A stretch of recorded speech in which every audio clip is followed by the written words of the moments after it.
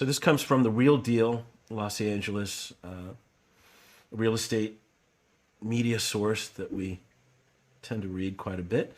And there it is. Mayor Bass declares homelessness emergency. This is my call to Los Angeles to welcome housing in every neighborhood, she announces. So that sounds positive in some way. In a gesture intended as a clear signal of her priorities, and that doubles as a siren call to affordable housing developers, Karen Bass, the city of LA's new mayor, on Monday declared a state of emergency over the city's protracted homelessness crisis.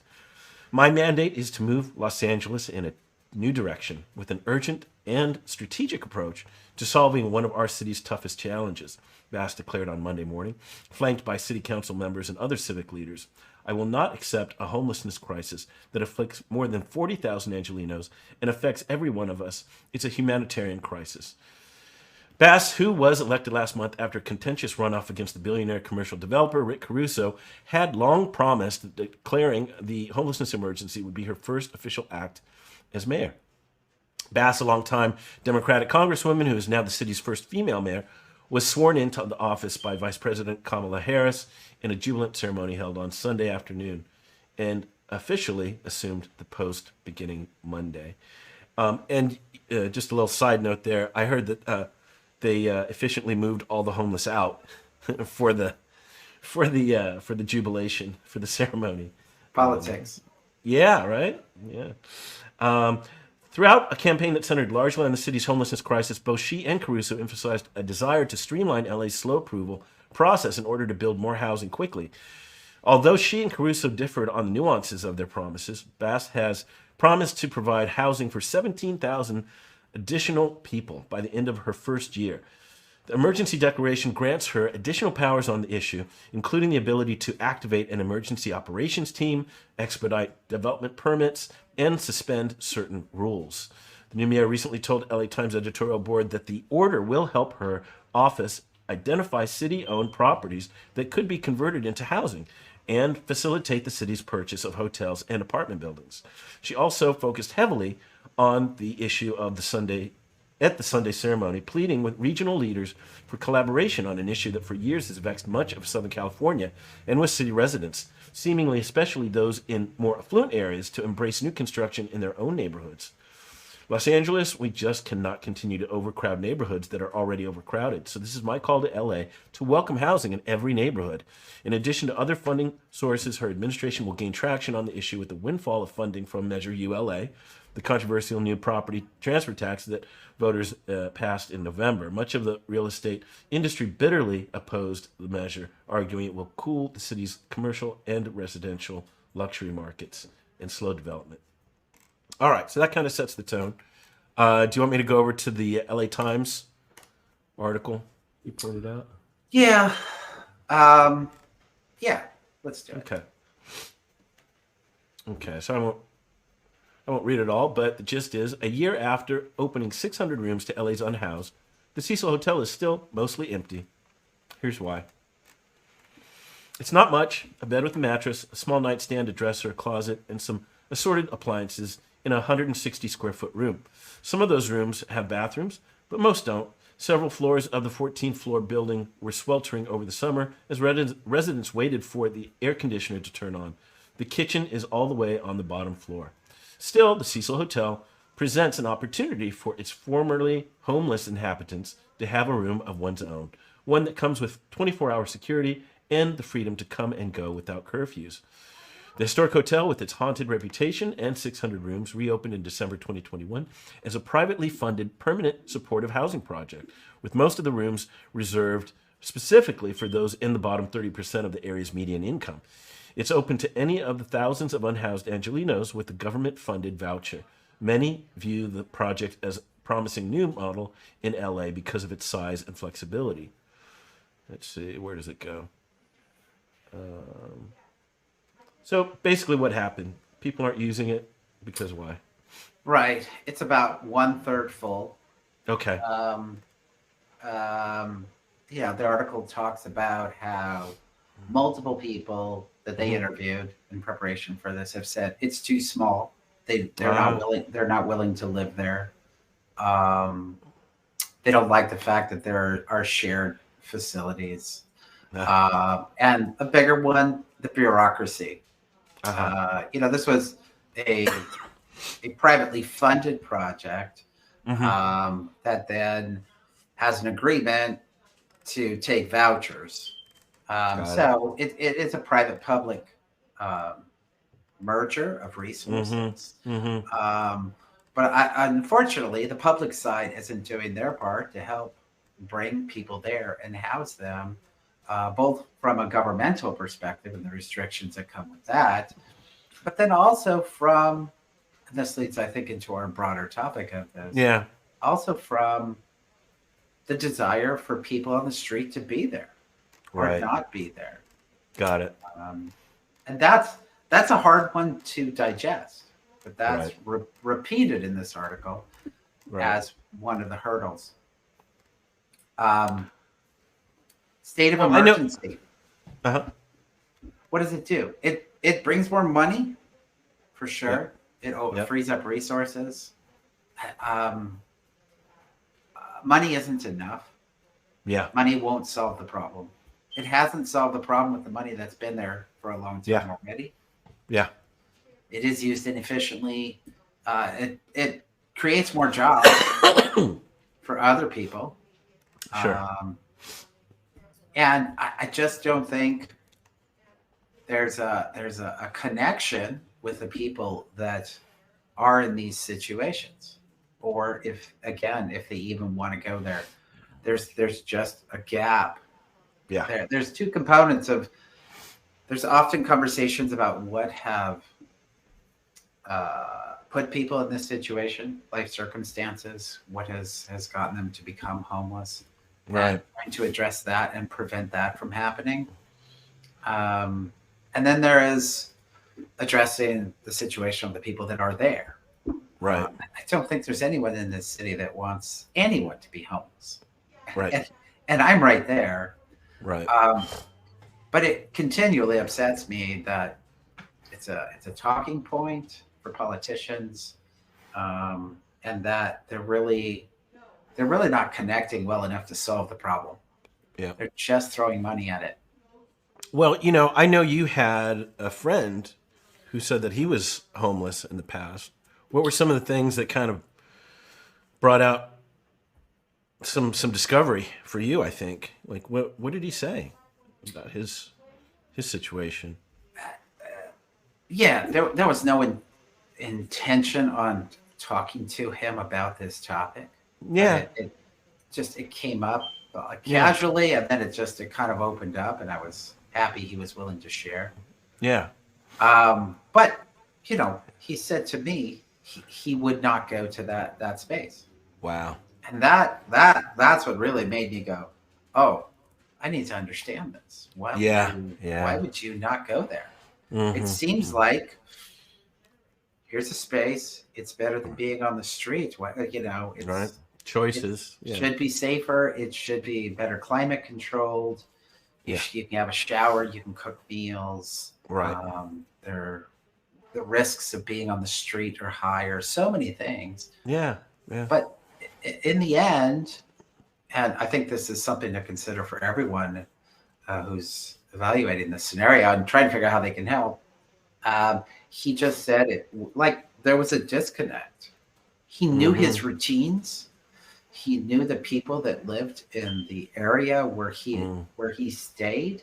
Right. And although those areas got broken up periodically by cleanups and displacement, they tended to recongregate, and you found comfort. And there was a community there. Right. One of the things he said was that one of the scariest things was he's extremely empathetic for people who are homeless and kind of isolated and alone. Right. But there really are like communities, and they look out for areas and try to work together to help survive. And it's not much different than what everyone else does, but at a higher level. That's obviously the most difficult level to be doing it from. Yeah. Well, I know. Yeah. I keep going. Talked about how resourceful you become, being in those situations, that because things are so tough, one thing going wrong can set you back in a huge way. Right. So you're just always on high alert, but you've got your routines on Right. some level, And and that's comforting. it's comforting. And Yeah. As going fucked up as it to might be. a structure and a Mm-hmm. facility, Mm-hmm. it's like saying to someone, the thought of, gosh, I remember, and it's not a parallel comparison, but there's just a psychological view of things. When I was young, growing up in a difficult neighborhood, a Mm. high crime neighborhood, I was presented the opportunity because of sports to go play at Bel Air Prep. And I was like, I know Wow. nothing about that place. I disconnected. Similar I, response, huh? Yeah. I am not going to connect. I had no interest in going. Mm-mm-mm. And whatever. I don't know if it was the right decision or not, but I do know that what would seem like a Mm-hmm. much better place to be for multiple reasons From the outside. Yeah. from the outside, Yeah. I was not interested in because there was no comfort in it for me. Yeah. So it in the end, I so appreciate that conversation I had with him. And Yeah. I think the conclusion I came to was that all these, you could throw so much money because housing Yeah.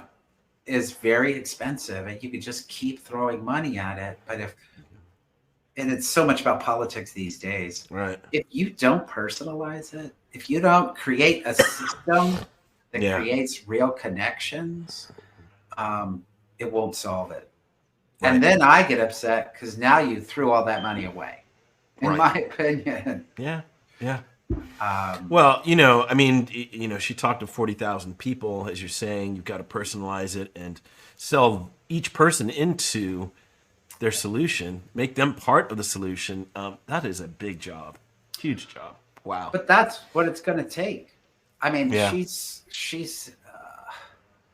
And I hope I'm wrong, but Mm. I think she's setting herself up for huge Yeah. criticisms in the near future. Right. And I hope I'm wrong. I hope some real creative minds come together and Yeah. help solve this problem. But I expect there'll be some of the normal stuff, and in reality, I'm going to get upset about that.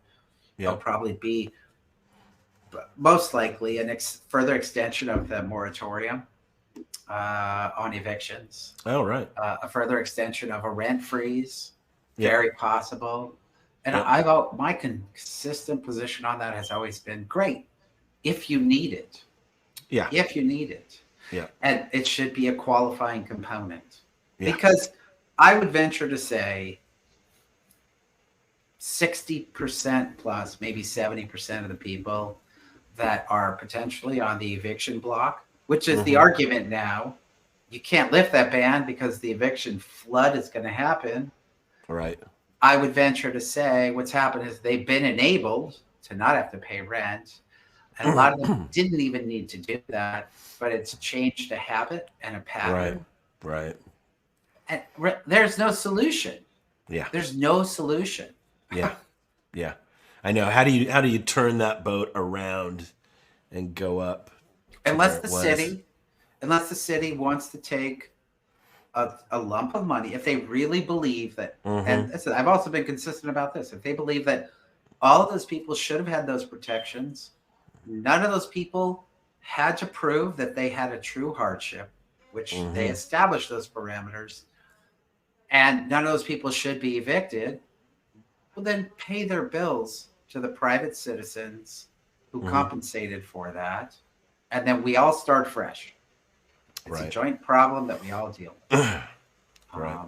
And I support that. If Right. everybody thinks that's fair, Right. then that's fine. But continuing to extend it and using those tools is my biggest fear. Tools that Yeah. really are not highly effective. Yeah. And a lot of it's wasted on people who don't need it. Yeah. Well, one thing, and I don't know if it's just because it was a real estate industry site, but I did like hearing, about more housing, more development, neighborhoods being accepting of these new developments for homeless and lower income people. Like you said, let's see if she can get that all done. Um, that's Yeah, another tough one. it's a transition. I think again, people have to willingly participate to move the bar. Right. Um, and you need to help people transition from being on the street to adapting to everyday life and society again. Yeah. So Yeah. even if you just give them a house, even if you convince them all to get in a house, you know Yeah. what's going to happen after the end of that period, like in that hotel. Mm-hmm. It's a 1 year or maybe 2 year voucher to help Okay. you get on your feet and find your own place, and that's supposed to be the end of it. Yeah. Well, I don't care what timeline you put on it. There is a component of people just accepting that Mm-hmm. and maybe not moving the ball forward. At the end of Yeah. that period, what do you have, a mass eviction again? Yeah. No. Or then do you step back and say, I'm going to compensate forever? This is a permanent subsidy. Yeah. Well, that's the thing here. It's a generational thing. I mean, you can't put a person back at 5 years old and reconstitute or reshape how they think about things. Yeah, some people are going to just be caught in the system. There has to There's be nothing you can do. a personal dialogue in a transition to help people really move forward. Yeah. And accountability. There has to be accountability. But even to just say to someone, here's a house, be accountable, find a job. Hmm. No, Yeah. we're probably Yeah. not going to There's be a lot of big steps successful. there, right? It's A lot of big huge. steps. Yeah. And Yeah. yeah, it's even hard to just realize I can make those big steps into a series of smaller steps, which is what a counselor and an assistant's supposed to do. Yeah.